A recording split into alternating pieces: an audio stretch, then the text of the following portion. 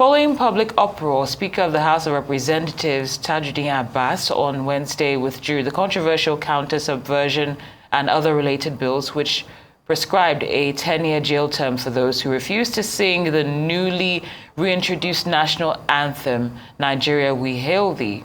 The National Anthem Bill 2024, reverting to the old national anthem, Nigeria We Hail Thee, from Arise, O Compatriots, was signed into law on May the 29th, 2024, to mark the one-year anniversary of President Bola Tinubu. That decision had elicited a flurry of criticism from many Nigerians for perceivably being a misplacement of priority. Human rights activist Aisha Yesufu and a former Minister of Education, Obi Ezekwesili, had vowed to continue recognizing the phased-out national anthem, Arise, O Compatriots. The subversion bill also included provisions for fines and imprisonments for other acts deemed subversive, such as defacing places of worship, and undermining the federal government. Social media users had argued that the bill was draconian and oppressive, while those in support said it promoted patriotism. Issa Baba is a lawyer. He joins us now to discuss this controversial bill, what necessitated its conception and withdrawal, the quality of bills emanating from the National Assembly, and how they have helped to improve the lives of Nigerians. Good to have you here on Newsday. Yeah, thank you for having me. Thank you for... My name, though, is first Baba Issa, not Issa Baba. No problem, so Baba Issa. If you want to use the first, it can be Baba Issa. All right, thank you. It's noted, and we're definitely going to reflect that during the course of this conversation, Baba Issa. Thank you for joining us here on Newsday. Now, what do you make of this bill when you look at the quality of the bills that are emanating from the National Assembly? When you compare that to the realities of the Nigerian situation at this time, what do you make of this bill, the timing, the relevance, and whatnot?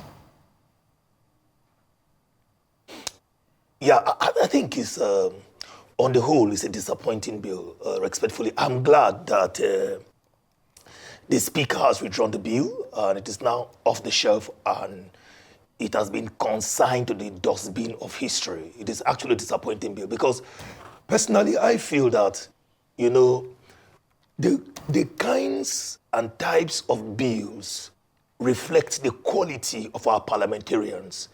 And the quality of our parliamentarians actually is a prophecy of our future. It gives us a view of where we are going. And this particular bill actually gave us a very gloom view of where the parliamentarians want to take Nigerians to in terms of the quality of bills that are putting out there. I mean, as far back as 1943, the American Supreme Court, in the case of Barnett, Barnett, decided that a refusal to recite a national anthem, their national anthem, cannot be criminalized. The Supreme Court of America said that it's actually an infringement of the First Amendment, which is the freedom of expression, to say that somebody who refuses to recite the national anthem is committing a crime. But can you imagine from 1943 to 2024, a parliamentarian or a parliament of the largest black nation in the world is taking us back to 1943, trying to criminalize the recitation or the refusal to recite the national anthem? I don't think, respectfully, that's one of our problems. Personally, myself, I was born and raised during when Arise, O Compatriots was in vogue. I'm not one of those that say I'm not going to recite the national anthem. It's not an issue for me. But I've not even learned the new national anthem. I don't even know how to sing it. So when you're singing it now, we just stand and be looking at you. So imagine that it is criminalized. That means you will say I'm committing an offense. They can land me 5-year jail term or $5 million fine. That, with respect to ridiculous. So bills we expect from the National Assembly should be bills that shows clearly that they feel the pulse of the people. bills that are developmental in nature, bills that are futuristic, that are talking about artificial intelligence, tech, computer. So that when you look at such bills, you know that our children are coming into a country that can compete favorably with other countries. Who is talking about recitation of national anthem in developed countries? When secondary school students in countries like China, the US, are thinking of how to, manufacture the next iPhone, the next phone, the next gadget for us to buy and give God thanks in our churches. Nobody cares about the national anthem. So to answer your question directly, it is a far cry from what we expected. It is a far cry from our realities. And it is a prophecy that our future is bleak if the parliament don't stop talking about mundane and anachronistic bills like this one they just talked about. Okay, thank you, Baba Issa. Thank you for joining us today. Now, the bills that were read, that came up for first reading, that were sponsored by the Speaker of the House of Representatives on the 23rd of July, was included the counter-subversion bill, which we are discussing, the counter-sabotage bill, counter-insurgency bill, the espionage, prevention and prohibition bill, and a compulsory free universal basic education act. However, these 5 bills are not available for the public to be able to read. Do you think that this lack of transparency within our House of Representatives or within our Senate might be detrimental to the Nigerian people? Do you believe that the bills, not just the notice of the order of bills, but the bills themselves should be available for the public as soon as they are available for first reading in the House? Yes, I think so. You see, democracy is the government of the people, for the people and by the people. That's the famous quote by the legendary Abraham Lincoln. I think most times our elected officials, especially now that the focus is on the parliament and the parliamentarians, most times, I think the only time they remember that they represent a people is when they are campaigning for elections. But after elections, they tend to forget, There is no democracy without participation. So when you are in the process of enacting a bill, there must be a window, and I must say a huge window for the people to participate. So the bills, there is a stage called the public hearing stage. I'm aware of that. So the act of lawmaking is not something that's supposed to be done in secrecy. So I don't even know these bills. I've not even seen the bills. I've not heard about any invitation for public hearing. I don't know the details of those bills, and I'm a lawyer. So I'm interested in knowing what are the details of these bills so that we can make our contributions, send in memoranda, send in contrary opinions. Even those that want to support will say, okay, we like this bill. So the people should be allowed to participate. If the people are not allowed to participate, then the process of lawmaking is now diseased. And such a process is not democratic in nature. So it's autocratic in the semblance of democracy, where you just go there because you have been elected and you are the parliament, and you just enact laws that suits your whims and your caprices, and not laws that actually reflect the yearnings of the people. I think that should be discouraged. If they want bills, laws that will reflect our yearnings, then we should be given the opportunity to participate, debate it, make our contributions. Then we can have laws that reflect what the people actually need.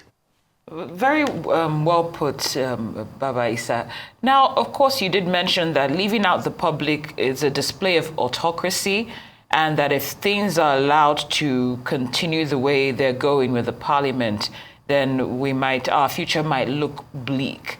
In order to avoid that, what steps would you like to see to ensure that we see more public participation, going by your response to the last question, so that we can actually have a brighter future ahead? Well, I think the first thing is our parliamentarians should not just stay in Abuja. I think every parliamentarian, whether in the House of Reps or in the Senate, should have a very strong presence at home with their constituents, either through a liaison office, through a constituency office, where they hold town hall meetings to actually feel the pulse of the people. You know, regular town hall meetings, it can be weekly, bi-weekly, monthly, or bi-monthly, where you actually bring the happenings in the parliament to the people. You say, this is what is happening in the parliament. These are the bills being proposed in the parliament. My people, what do you think? Then you hear from the people. Then these people, all of them can come to Abuja. These people should also be notified and say, okay, though we have asked you for your feedback, you have told us what you want, can you send representative? There is something we call public hearing in Abuja. Send representative to also join in this public hearing so that the pulse of your people, the opinions of your people, your constituents, will be properly captured in the lawmaking process. So that the nays, the ayes will properly have it. Not just what the senator wants or just what the House of Representative member wants. I think that's my take on that. When that is done, then we're going to have at least, it's democracy. Everybody must not agree. But at least we'll have majority agreeing. And, at times, even when I'm disagreeing, I will enjoy the process when I understand that my disagreement has been taken cognizance of. My disagreement might not fly today, but it might fly tomorrow. But when the process keeps me totally out, doesn't even listen to me, I'm not even invited, I'm not even heard, then that's not a democracy. Thank you very much, sir. Now let's talk about priorities in the House. Let's focus on that. What type of bill do you believe that the House of Reps should currently be prioritizing? There's been an argument that a lot of our legislators do focus on constituency projects rather than legislating. Now, as a lawyer, what issues do you believe they should be focusing on, particularly because there is currently a push for a constitutional amendment and a new constitution? Well, I think I will give a very simple answer to that question. I don't want to give a very complex answer because there are a lot of people who talk about amend the constitution. Some people will talk about through federation. People will talk about going back to regional system. But my take is, we are the ones wearing the shoe. We know where it pinches. We have economic conditions. We know how things are tough in the market.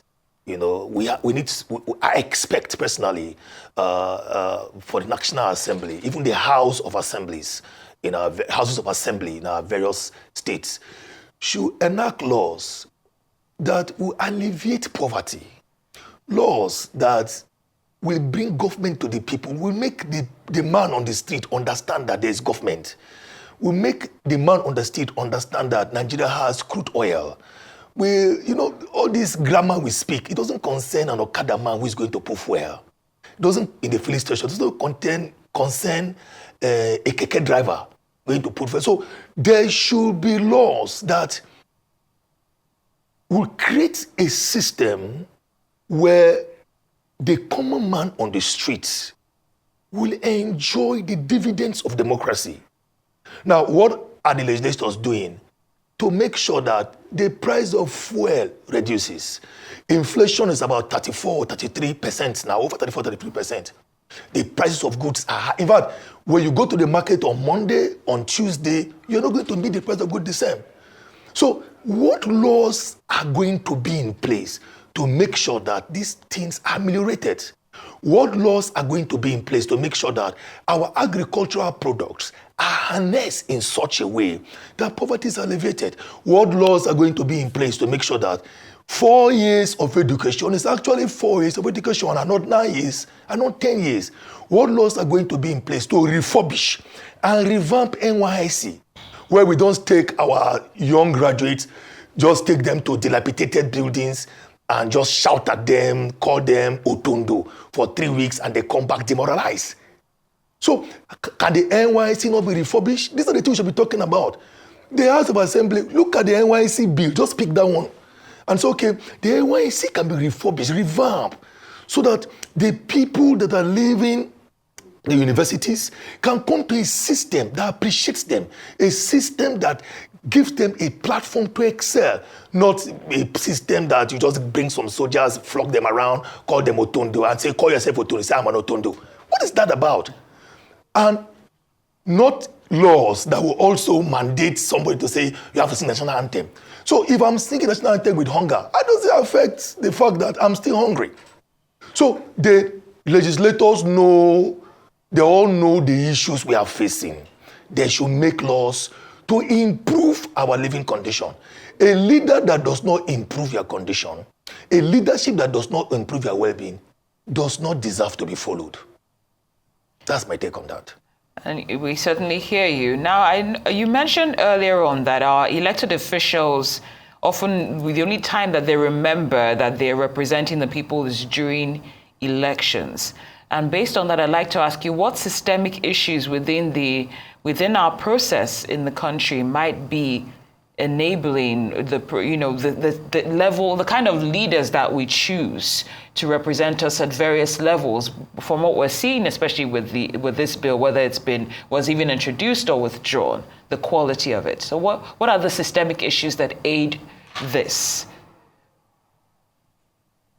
I think the first thing is that poverty has been weaponized, so it is not a very intricate issue that we need sincere leaders to deal with. Because the thing is that even with this hunger and this poverty, when these politicians come back after 4 years, most people will still sell their votes. Most people will still not even take the time to vet the leaders, the quality of the leaders that they will return after 4 years. Why? Because poverty has been weaponized. So it is easy to preach to a poor man from a position or platform of privilege, right? To say, don't sell your votes. Why are you going to take 30,000 naira to sell your votes? All these kind of things. But have you ever been in a position where the availability of 30,000 naira defines life and death? If you have been there, you understand why somebody will collect 10,000 naira and sell his vote. So the people we have now, change should begin from them at the level of leadership. They should be sincere. The quantum of luxury at the helm of affairs is mind-boggling. So that luxury should trickle down to the masses. The masses should not be the ones to be asked to endure while the leadership is not enduring. So when we deal with the issue of poverty, then you see that when poverty ceases to be a weapon, the people can look at a leader in the eye and say, I won't take your 10,000 naira because you have not been a good leader. I want Mr. A to go and not Mr. B because I think Mr. A is going to serve me better. I think that's my take on that. Okay, thank you, sir. Now, I just want us to focus a little bit more on the bill and also on the legislative process here. In media or social media, people were blaming multiple people for this bill. Some people even blamed the president. However, this bill was not an executive bill. It was a member bill, and it was sponsored by the Speaker of the House of Representatives in his personal capacity. Do you believe that we need to hold the Speaker of the House of Representatives responsible for this bill? Some people have argued that language in this bill goes against the Constitution, our right for free assembly, our right for free speech, our right for, to express ourselves, rights that are enshrined within our Constitution, were going to be tackled by the language of this bill, which some people have also called beyond controversial. They've called it draconian. They have called it a lot of words, and also relating this bill and this type of bill with the bill that gave us our new national anthem, which is a bone of contention here. The bill passed in the House very rapidly, as some might argue. Do you believe what do you believe this reflects, not just for the speakership of the House, but for the Speaker himself in his capacity as Speaker of the House of Representatives? This is Honorable Tajuddin Abbas, and what this means for our legislative body? Well, I've said that earlier, that the language of the bill is anti-constitutional, unconstitutional, and draconian. It is sad that that quality of bill will even come out from any House of Representatives in 2024. you know. And I think, yes, the Speaker in his personal capacity should be held responsible, first. But secondly, the bill passed first, second reading. So when a bill passed first reading, second reading, it only doesn't passed just the first reading and second reading. Only the first reading. Yes, only the first reading. But whatever that it was introduced, that even passed first reading, shows that it cannot get to first reading without the collaboration of other members of the House of Representatives. That is how it works. It cannot just fly to first reading. So I think, yes, the Speaker should be held responsible in his personal capacity, but it also reflects the quality of the members of the House. But as I said earlier, the fact that it has been withdrawn shows that the public outcry against it worked. It shows that the opprobrium worked. And let us say it also shows that the Speaker, either in his personal capacity or as a member of a group, listening to the people. So let's cut them some slack. They have withdrawn the bill, and we hope that they are listening to Nigerians, and we hope that such a bill will not come through that house again. We hope that better quality bills that are not offensive to the fundamental human rights of the people, bills that are not unconstitutional, bills that reflect the progressive yearnings of the people should be the bills we expect from that house. So since it has been withdrawn, let's give them the benefit of the doubt to say, okay, they have listened to us, they have withdrawn the bill, and they will not do that again. So let's expect them to do better than what they just did. All right, as we round up with you, can you discuss or just touch on briefly the role that party politics might play in shaping the content and passage of bills?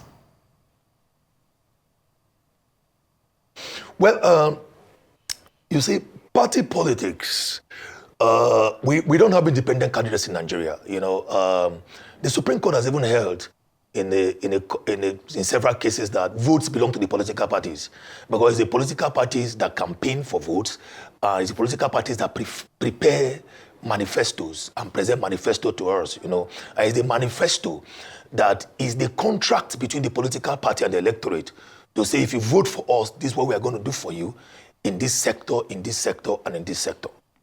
So that is why, again, it is not easy to say when a wrong government policy is put out there, when a wrong bill is put out there that doesn't reflect the interests of the people, you cannot just say the person should just take responsibility alone, as the previous question was asking whether Abbas should be held responsible alone. Because it is expected that when you win as a politician, you won on the manifesto of your political party, and you should deliver on that manifesto. So if you don't deliver on that manifesto, you have failed first as an individual, and your party has failed. That means it's either you lied to the electorate in your manifesto, if we assume that the electorate accepted your manifesto to vote for you, or that your manifesto was actually deceptive. So party politics shapes or should shape a proper contract between the party and the electorate. And when it fails to deliver what they say they will deliver, then the political party should respectfully own up to say we have failed the people, either by saying we will not contest again, or the people should reject them at the polls come next election season. Well, thank you very much, Mr. Baba Issa, for joining us today on Newsday and for your contributions to our show.